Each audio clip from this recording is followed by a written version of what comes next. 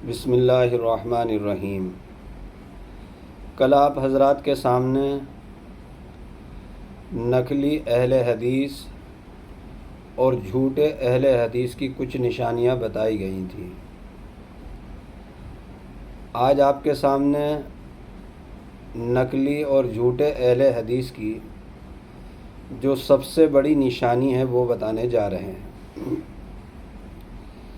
سب سے بڑی نشانی جھوٹے اہل حدیث کی اور نقلی اہل حدیث کی وہ ہے جھوٹ بولنا،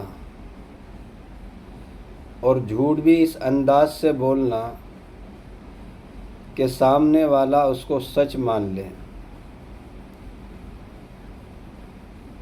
یعنی جھوٹ بولنے کا ایسا انداز اختیار کرتے ہیں نقلی اہل حدیث اور جھوٹے اہل حدیث کہ سامنے والا اس کو سچ مان لیتا ہے جو ان سے ماہر نہیں ہے اور ان سے واقف نہیں ہے۔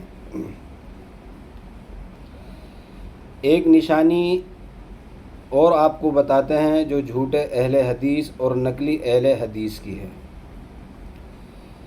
دیکھیں، اصلی جو اہل حدیث ہوگا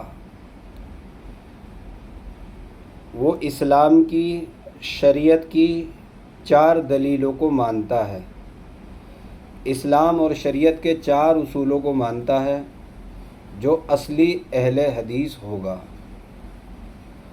وہ 4 دلیل کیا ہیں؟ سب سے پہلے ہے قرآن پاک، وہ اللہ کی کتاب کو دلیل بناتا ہے، اصلی اہل حدیث۔ نمبر 2، اللہ کے رسول صلی اللہ علیہ وسلم کی احادیثوں کو دلیل مانتا ہے۔ نمبر 3، وہ اجماع کو مانتا ہے۔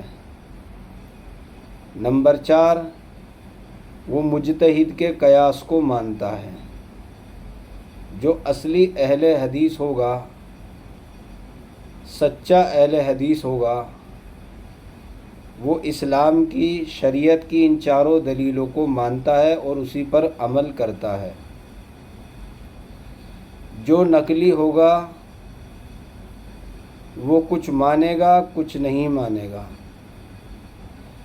تو جب آپ کو پتہ چل گیا کہ اصلی اہل حدیث کی 4 دلیلیں ہوتی ہیں، اب جو ان 4 میں سے ایک کو بھی اگر چھوڑے گا وہ اصلی اہل حدیث نہیں بلکہ نقلی اور جھوٹا اہل حدیث ہے۔ اجماع کیا ہے، قیاس کیا ہے، وہ انشاءاللہ آپ کو آئندہ بتا دیں گے۔ اجماع اور قیاس دراصل یہ بھی قرآن پاک سے ثابت ہے، اور جو اجماع کو مانتا ہے وہ قرآن ہی کو مانتا ہے، جو قیاس کو مانتا ہے وہ قرآن ہی کو مانتا ہے۔ یہ قرآن اور حدیث سے ہٹ کر کوئی الگ نئی چیز نہیں ہے۔ اللہ تعالیٰ شانہ نے قرآن کریم میں ایک جگہ یہودیوں کا ذکر کرتے ہوئے فرمایا کہ جو ان کو اچھا لگتا ہے وہ مان لیتے ہیں اور جو ان کو اچھا نہیں لگتا وہ نہیں مانتے۔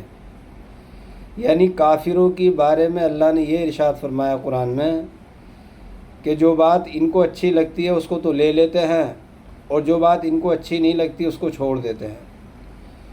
تو ہمیں ایسا نہیں بننا کہ ہمیں جو اچھا لگا وہ لے لیا اور جو ہمارے دل کو اور ہمارے نفس کو اچھا نہیں لگا اس کو چھوڑ دیا۔ ایسا ہمیں نہیں بننا ہے، بلکہ جو اصلی اہل حدیث ہیں اور پکے سچے اہل حدیث ہیں ان کی رائے یہی ہے کہ 4 اصول اسلام کے ہیں، 4 اصول شریعت کے ہیں۔